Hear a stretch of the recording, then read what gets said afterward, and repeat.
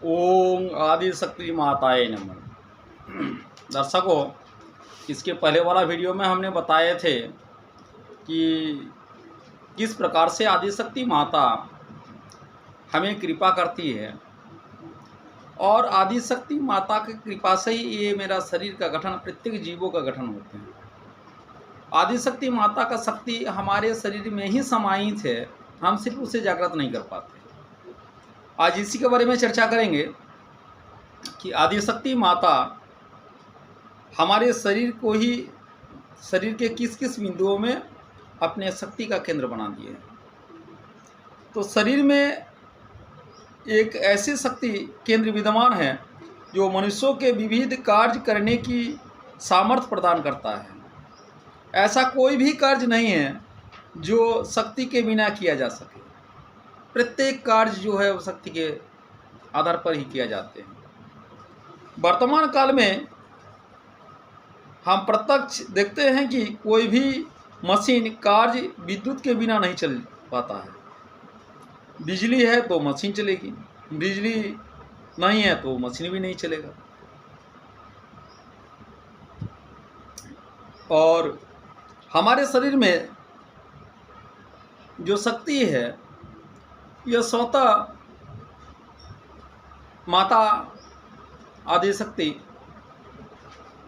हर समय चला कर, उस शक्ति को ही हम ऊर्जा कहते हैं।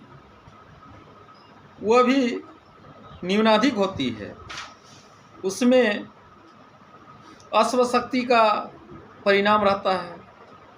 कम अश्व शक्ति के मोटर में अधिक शक्ति से चलने वाले कोई यंत्र चलाया जाए तो वह चलेगा नहीं। जैसे हम लोग बिजली में देखते हैं कि वह शक्ति अश्व शक्ति की जैसे शक्ति दिया जाते हैं, तो हम लोग भी देखते हैं कि अगर मोटर में कम पावर दिया जाए तो वह नहीं चलेगा।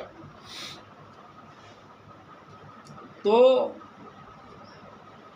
ये बाह्यिक ऊर्जा से के समान ही मनुष्यों का आंतरिक ऊर्जा रहती है। मनुष्यों के अंदर जो है आंतरिक ऊर्जा रहती है, वही शक्ति है। उसी के बल पर वह बड़े होते हैं, बड़े कार्य कर सकते हैं।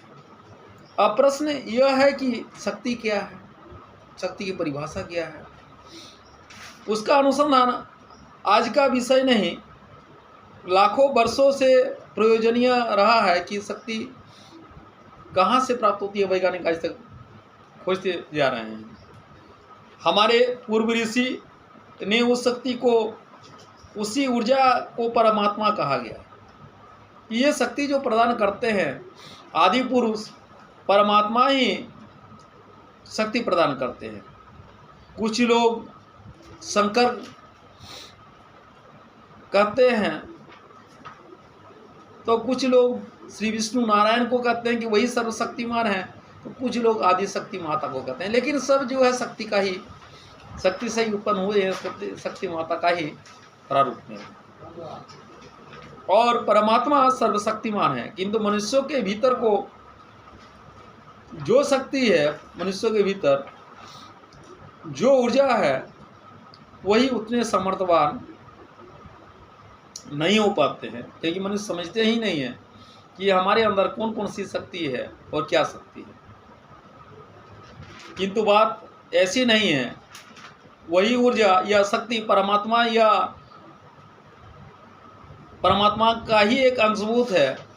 उसे हम आत्मा इसलिए कहते हैं कि वह परमात्मा का ही अंश है। इसलिए जो गुण परमात्मा में है वो आत्मा में भी वही गुण है। जो लोग इस तत्व को स्वीकार नहीं करना चाहते हैं वह अवश्य जान नहीं सकते हैं कि शक्ति का स्रोत कहाँ से है।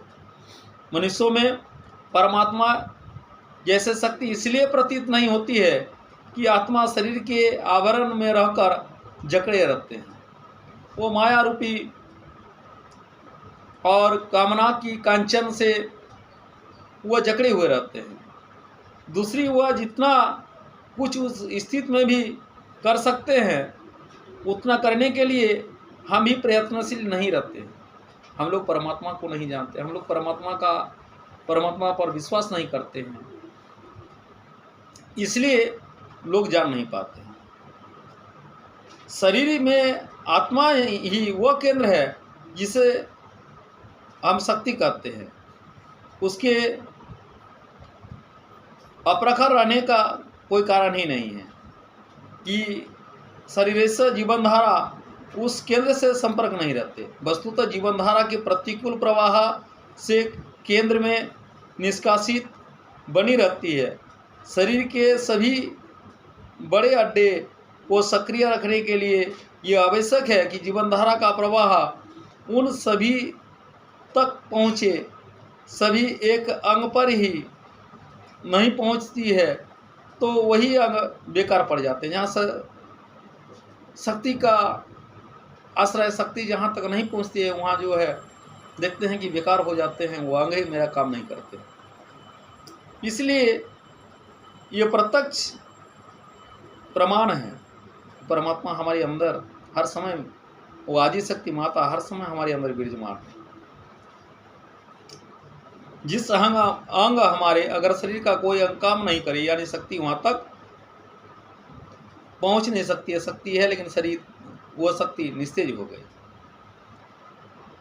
सभी अंगों का धारा प्रवाह समान रूप से प्राप्त होता है और हम लोग अपना ये जो भाग्य पलटने का विश्वास को लेकर